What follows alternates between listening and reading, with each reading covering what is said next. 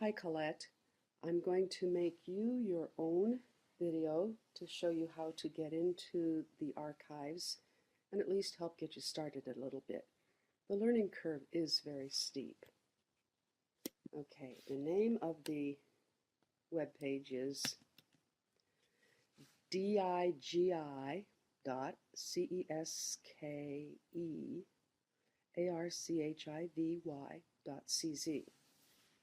And that gets you to the Trebon Archives. Now I'm going to do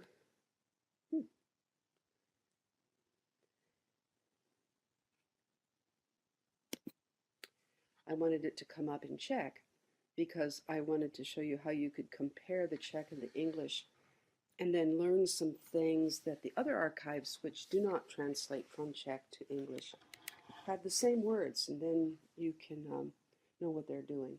Just a little bit of language learning. So I'm going to do a new tab and do the same thing. And this time I'm going to request English.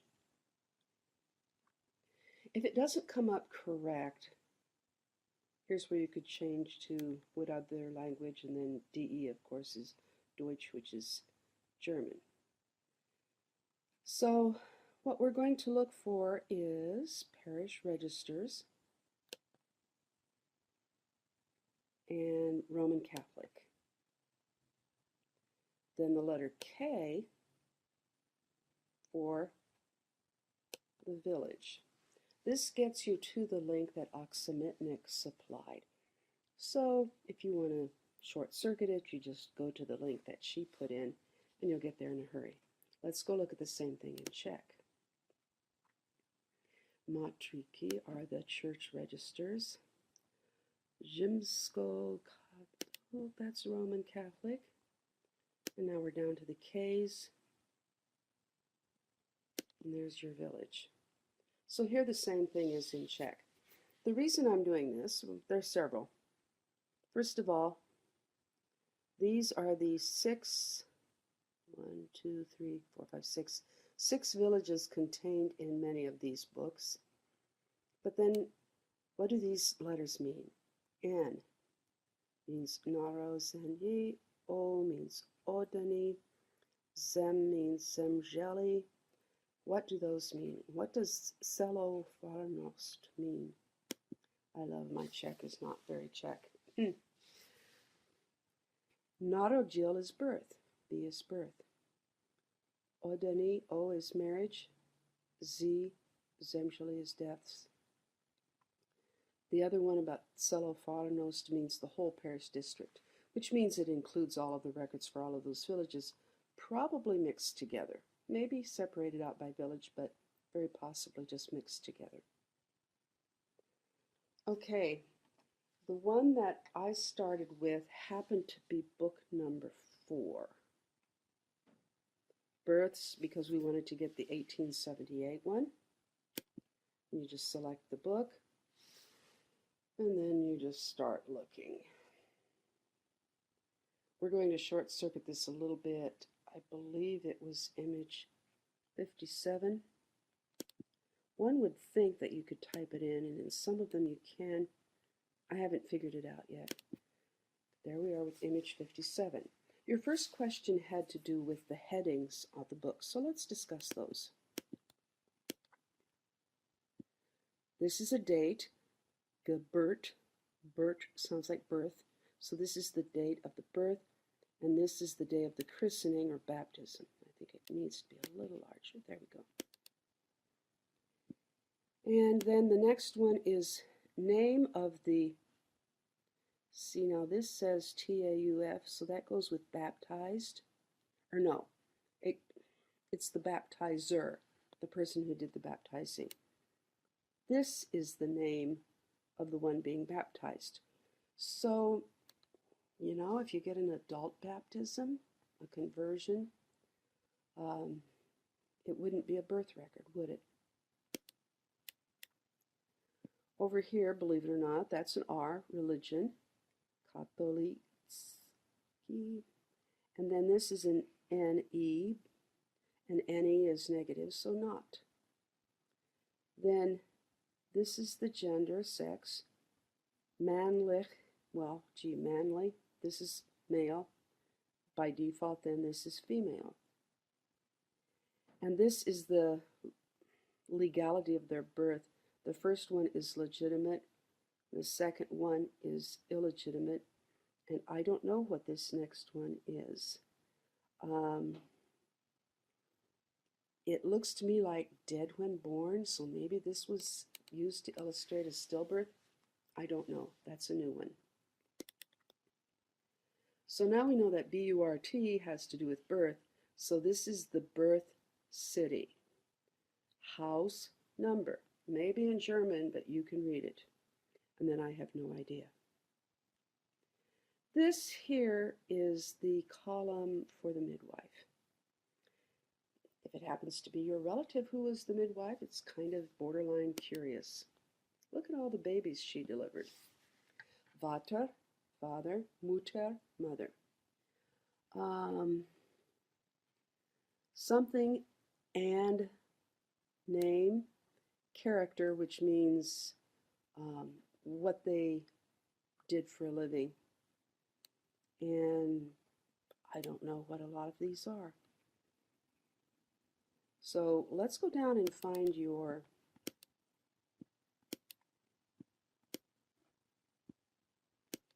Maria. There she is.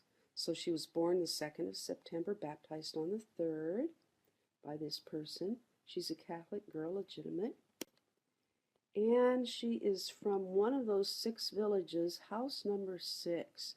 That's really important because it looks like they were in that house for at least 2 generations. And so you can look for the number 6 instead of reading the names. Not always, but why not? Rosalia, somebody was the midwife. She lived in 87. And then over here, you get the data. You already knew that Matthias was the father. And I don't know what those say, but he's in that village number 6. He is probably the legitimate son of Johann Colette from house 136. Now, was Matthias born in 136, or was he born in 6, which he inherited, and then his parents moved to 136? I don't know. That's the mystery to solve. But Matthias's mother was Katarzyna, and here is her last name and the village she was from. Definitely looks like a different village than that one, doesn't it? Mother Teresa. She's the daughter of, and in this handwriting, E's tend to look like N's or R's, and N's look like R's. I'm guessing that this is Peter, and it's in some kind of a different case because she's the daughter of. We'd have to ask somebody to transcribe it to find out. And so his house was number 4, and it looks kind of to me like Nymburk. And, whoa. I don't know if that says Magdalena. No, oh, Maria Geboren, probably. S-E, remember E's look like an N. L-Z-E-R, maybe Selzer. From Brandenburg, number 23. Over here is the sponsors. I don't collect that information. Now let's go back to the folder tree and take a look at another book.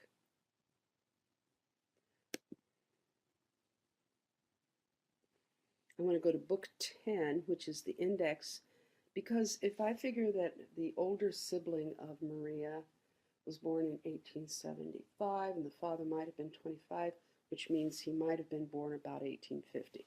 Might. Gives you an idea. We have this index here. It only goes to 1854. When you hover over these, it tells you they won't be available for 100 years after they were written. I'm not going to be around. So we'll go to this one and use what we can out of it. I'm going to save you the agony of stepping through it all, but if I go right to image 7, I get to the most recent B. Plus sign down here to enlarge, or you can just click. And it has the house numbers over here. Oh, I didn't notice that before.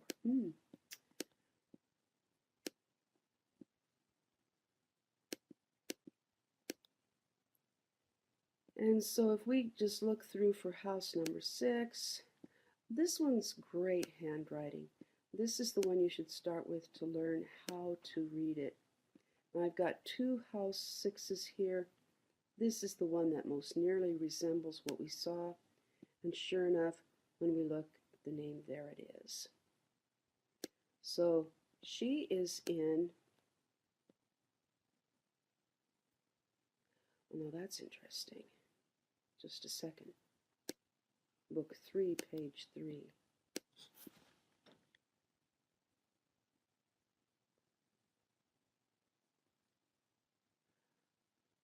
Oh, one of these is married, born, and died. It's got all 3 of them in there. Now I am kind of confused. I don't know which it is, but I think it's a birth. And it says that she is on page 3 of book 3. So we'll go back to here again.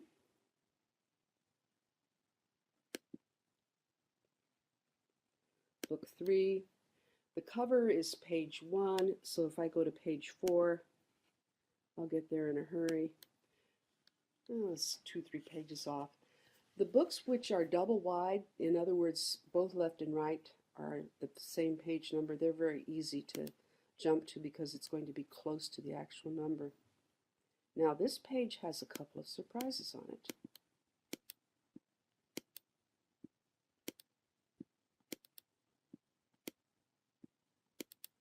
Ooh, look.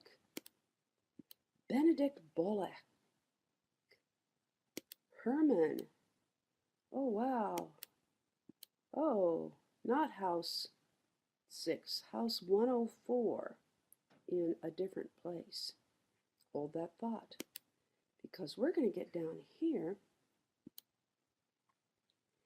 And lo and behold, remember that Matthias's father was Johann and his mother was Catherine? Well, here we have Maria, whose father is Johann. And I cannot read most of this. What you do is start a new thread in Ancestry and ask for somebody to transcribe it.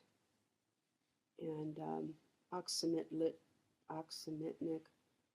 will do German. It's not her favorite thing to do. She'd rather translate, I think. But somebody will transcribe it, and maybe somebody will translate it too. But look, it does say he is from house number 6. And goodness gracious, this one's hard. You're starting with the most difficult handwriting to read. I do not call it bad because it was good in the day. But look what happens down here. He is the son of Johann from house number 104. So the one up above is first cousin of this one. So all you can do is go through these records, look at the name. Don't try to read everything. Just look for key things like the house number and like the last name in the father's part. The people who say, I only want to go through this book once, I want to get everything, it's unrealistic. I think I've been through some books easily 2 or 3 dozen times now, working on things for 2 or 3 different people who are from the same village. But then you have all these 8 lines going out from each one. It is impossible to keep track of all of them. So a person goes through several times, and 2 years later you go through it again and you pick up something you didn't notice before. But let's go take a look at Catherine over here. Remember, she was from different places. Catherine, daughter of somebody. Number 86. And then her father and mother, etc., are listed here too. So in just a matter of minutes, a person has gotten back all those generations. We've had people who figured out how to do this, and things that my family has been working on since 1996 or so. You're back to the same point within 2 years because of these digital records. Back to the early 1800s for sure. I am now, after the last 3 years, back into the 1600s. Took that long to do it, but it certainly will be less expensive than spending your precious vacation time in an archive. Not that if I have the opportunity, I'm going to go to the archive, and if they'll let me, I will touch the book that holds the key information. But you will want to have your villages researched, the house numbers where they lived, so you can go to those villages and stand where your ancestors stood and bring the Kleenex. Bye.